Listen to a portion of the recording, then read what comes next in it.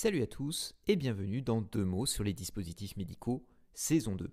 Je suis Nicolas Martelly, pharmacien hospitalier et enseignant-chercheur, spécialiste du dispositif médical. Ravi de vous retrouver pour ce 7e numéro d'actualité sur les DM. Allez, c'est parti pour l'actu.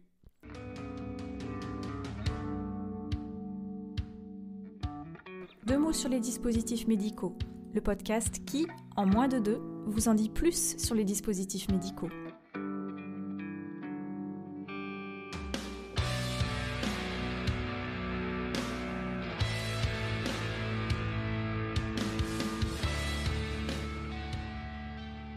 La première info concerne une annonce effectuée par le gouvernement français en matière d'investissement dans le domaine des dispositifs médicaux.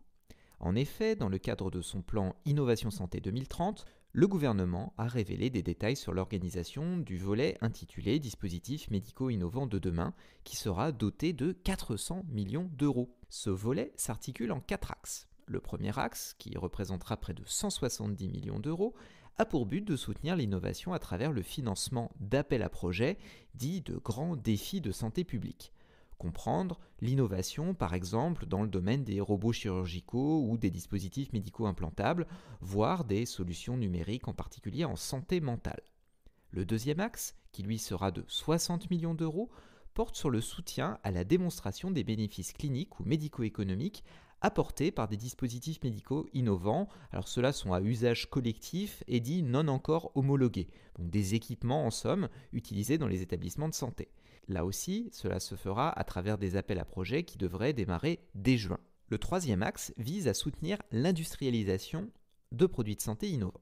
Cet axe entre en fait dans une approche plus globale d'industrialisation en santé dans les secteurs de la biothérapie, de la bioproduction de thérapies innovantes, mais également de la lutte contre les maladies infectieuses émergentes, mais aussi d'EDM, dont une part de l'enveloppe globale sera fléchée et représentera 140 millions d'euros. Le quatrième et dernier axe, qui lui sera de 30 millions d'euros, a pour objectif d'aider les entreprises du secteur d'EDM et les organismes notifiés à renouveler les marquages CE de leurs produits, étant donné le contexte du nouveau règlement européen. Donc pour rappel, avec l'augmentation des exigences liées à ce nouveau règlement, le nombre d'organismes notifiés s'est réduit comme peau de chagrin et les entreprises ont du mal à obtenir le précieux sésame pour mettre leur DM sur le marché. Ajoutez à cela qu'il y a aussi une augmentation des prérequis nécessaires pour les entreprises elles-mêmes qui ne savent pas trop comment s'y prendre ou qui n'ont pas les moyens d'investir pour passer ce cap. Le gouvernement donc signifie avec ce coup de pouce qu'il a entendu les difficultés des entreprises françaises dans la mise en œuvre de cette nouvelle réglementation. De manière concrète, l'État pourra aider via le financement de dépenses liées à la rédaction des dossiers, notamment tout ce qui concerne les études pré-marquage CE, mais aussi aider à la formation, en particulier en affaires réglementaires. La deuxième info concerne un article publié dans Health Economics et qui concerne les CED appliqués aux dispositifs médicaux en Europe. Alors qu'est-ce que c'est qu'un CED ? Un CED en anglais, cela veut dire Coverage with Evidence Development. Ce sont des mécanismes existants dans plusieurs pays européens et ailleurs d'ailleurs qui permettent la prise en charge temporaire d'un dispositif médical tout en continuant à collecter des données sur l'efficacité du DM en question. En d'autres termes, c'est une sorte de deal entre le fabricant et les autorités sanitaires du pays où on va partager les risques en attendant d'en savoir plus sur le DM, le but étant in fine que le DM soit définitivement remboursé par le système d'assurance maladie du pays en question. En France par exemple, le CED pour les DM s'appelle le forfait innovation. Il consiste en la prise en charge temporaire du DM conditionnée à la réalisation d'une étude clinique ou médico-économique pour démontrer de façon plus probante l'intérêt du DM. Dans ce deal, en très résumé, le forfait innovation, donc le montant du forfait innovation paye les DM qui sont utilisés dans l'étude, le fournisseur finance les aspects logistiques de l'étude et le groupe comparateur est financé par la sécurité sociale. L'article dans le journal Health Economics est signé par plusieurs économistes de la santé de renom et a été mené dans le cadre d'un projet européen appelé COMED. Les auteurs se sont intéressés aux différences constatées entre ce que les économistes considèrent comme un mécanisme de CED idéal, en fait comme il devrait fonctionner selon quels principes, et à la réalité de ces mécanismes tels qu'ils existent en Europe. Alors sans énorme surprise, ils se sont rendus compte qu'entre la théorie et la pratique, il y avait un monde et que beaucoup d'éléments qui permettraient d'améliorer ces CED n'étaient pas mis en œuvre. Dans l'article, il propose plusieurs recommandations pour réconcilier théorie et pratique. Tout d'abord, bien définir ce que l'étude va chercher à lever comme doute sur le DM évalué. En effet, si on mène une étude pour démontrer l'efficacité d'un DM, il faut que l'étude s'intéresse bien à ce sujet et soit conçue pour cet objectif précis. Bon, ça semble évident, mais apparemment ça semble nécessaire aussi de le rappeler.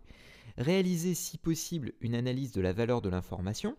La mesure de la valeur de l'information est un type d'analyse qui permet de juger si ça vaut le coût, COUP, et le coût, COUT, de mener une étude pour avoir plus d'infos sur le DM ou pas. En d'autres termes, pour ne pas faire d'erreur et rembourser un DM qui présente un véritable intérêt pour ma population, donc pour être sûr que ce DM a vraiment une valeur en santé, j'ai besoin d'avoir suffisamment d'infos. Mais je suis prêt à payer combien pour ces infos supplémentaires? Ça, il faut l'évaluer, essayer de l'évaluer a priori.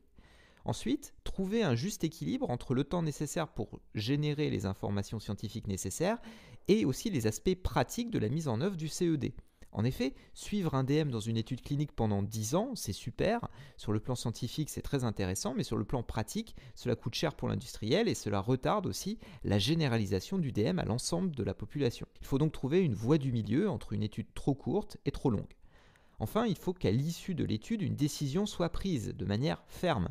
C'est effectivement le problème souligné dans plusieurs expériences européennes sur le sujet, c'est-à-dire que beaucoup de CED ne débouchent sur rien, ce qui ne met pas les industriels en confiance pour participer à ce type de programme. Et ce papier est très intéressant car il donne de bonnes pistes d'amélioration de ces mécanismes qui, dans un secteur aussi dynamique et innovant que celui des DM, sont recherchés à la fois par les industriels qui cherchent de l'argent pour financer les études cliniques sur leur DM, mais aussi par les autorités de santé qui peuvent mettre ainsi de façon plus précoce des innovations à disposition des patients. Je vous invite à aller le lire dans le détail si le sujet vous intéresse. La troisième info concerne un article publié dans JAMA Cardiologie et concerne l'évaluation clinique des stents artériels coronaires et les biais qu'on peut retrouver dans certaines études dites de non-infériorité. Alors la non-infériorité, c'est vérifier si le produit testé n'a pas une efficacité qui serait trop inférieure au produit de référence. Ce n'est pas une étude d'équivalence, mais une étude qui dit « Ok, mon nouveau stent A est quasi aussi efficace et sûr que le stent B ». Quand on fait une telle étude, on doit définir avant de commencer la différence qu'on s'attend à trouver et qu'on peut juger comme cliniquement acceptable, et on appelle ça la marge de non-infériorité. Eh bien, l'article de JAMA a passé en revue 58 études de non-infériorité publiées sur les stents coronaires. Et le constat n'est pas folichon. En effet, cette fameuse marge de non-infériorité est apparemment trop permissive, un peu trop large si vous préférez, car les études surévaluent le risque du groupe contrôle. Dans un langage plus prosaïque, cela veut dire que les études ont tendance à considérer que le produit B, celui auquel on se compare, est plus à risque que la réalité, et par conséquent cela facilite l'appréciation que le produit A est non inférieur. C'est un article un peu technique, mais il est très pertinent et informatif. Surtout que beaucoup d'études permettant la mise sur le marché des stents coronaires sont fondées sur des études de non-infériorité. Donc vigilance sur la qualité de ces études. En résumé, 400 millions pour les DM dans le cadre d'Innovation Santé 2030, ce n'est pas rien. Les mécanismes CED en Europe peuvent être améliorés et une étude explique par quels moyens. Les études cliniques de non-infériorité sur les stents coronaires ont une marge trop permissive et ce n'est pas très bien. Si vous souhaitez creuser ces sujets, je vous invite à consulter les notes de cet épisode. Ici s'achève cet épisode de 2 mots sur les dispositifs médicaux. Si cet épisode vous a plu, un petit pouce bleu si vous m'écoutez sur YouTube et quelques étoiles si vous m'écoutez ailleurs. N'hésitez pas non plus à vous abonner pour ne pas manquer les épisodes à venir. Merci beaucoup pour votre écoute et je vous dis à très bientôt. Salut à tous!